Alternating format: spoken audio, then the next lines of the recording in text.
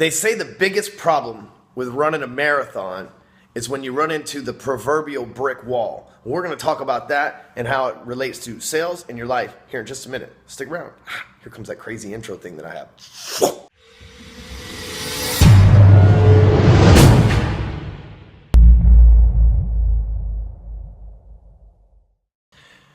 So, last night, or let me just take you back a couple of days. Tuesday, I was in La Jolla, California. A really nice place. I had some steak and potatoes and possibly something recreational to eat before that. And I'm not sure exactly what went down, but my feet swelled up at dinner so big, like Richard Pryor's Mudbone story. I shit you not. They swelled up so big that I couldn't even walk down the steps. I was trying to pretend because I was around a bunch of other guys. I was trying to act all tough and everything, but they were freaking killing me. Like, you're killing me.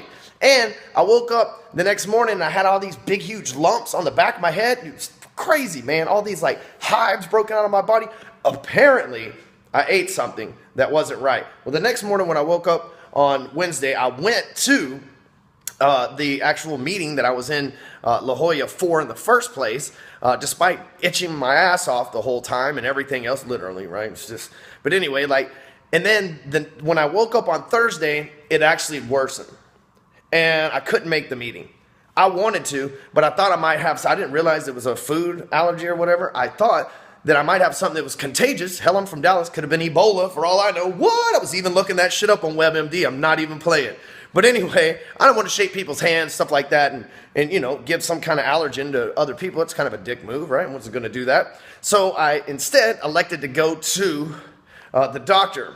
Well, obviously, I'm from Texas. I was in California. I had to have my assistant find me a clinic to go to. The only clinic that was open that accepted walk-ins was a state clinic in downtown San Diego. I don't know if you've ever been to one of those places, but there's some freaking weirdos. And I sat next to a clown. No, seriously, a clown. But it wasn't a costume. They were just literally painted up as freaking crazy, right? Scary as hell. It's itching, nervous. 3 hours I spent inside this place.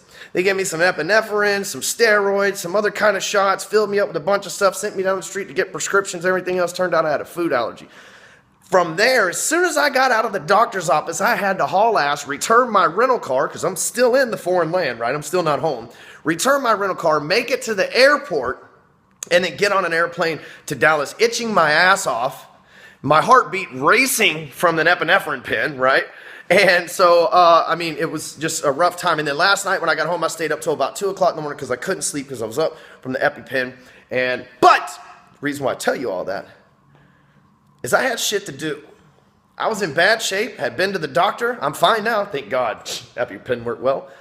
But I had shit to do. I was exhausted. I was beat down. I spent 2 nights in a row with swollen feet, itching, rolling around on the bed like a freaking hot dog in a 7-Eleven steam machine, man. I couldn't sleep. I didn't feel right to eat. Yesterday I had a salad was the only thing that I had to eat the whole entire day. And guess what? I had to get up this morning. And one of those things that I had to do was go to CrossFit. And early. I could go at lunch, but I knew the longer that I put it off, the more that I wouldn't want to do it. And I knew as soon as I got done with CrossFit, the next thing that I had to do was I had to get on my computer and I had to write some sales copy for my friend Victor.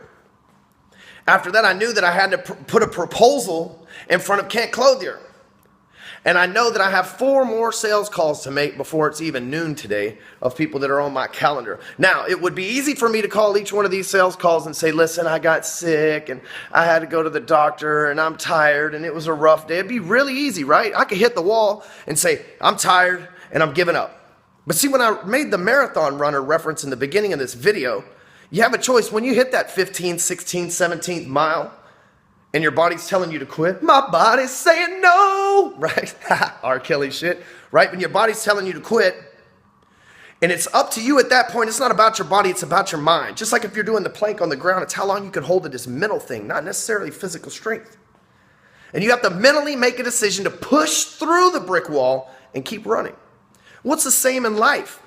You have to make the mental decision to push through the allergy reactions, doctor visits, late night plane rides, massive amounts of work, stress, and everything else. You have to make the conscious decision to push through that. In sales, you have to make the conscious decision to push through the calls to the leads that you got to make, to push through the no's to get the yes.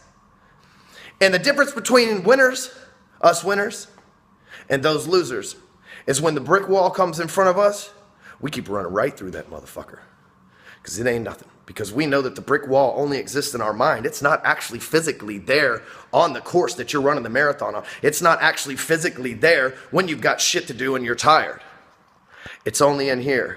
And when you can mentally destroy it, that is the only time that you can push ahead and become a champion and a winner. So, I've got shit to do today, but I didn't want to leave this message out for you. I wanted to share it with you, motivate you to push through that brick wall in your sales, your life, and every other area that you possibly are letting it hold you back or stop you or intimidate you. So share this if you dig it. It's time to get back to work. Hey, what do you think about my kitchen?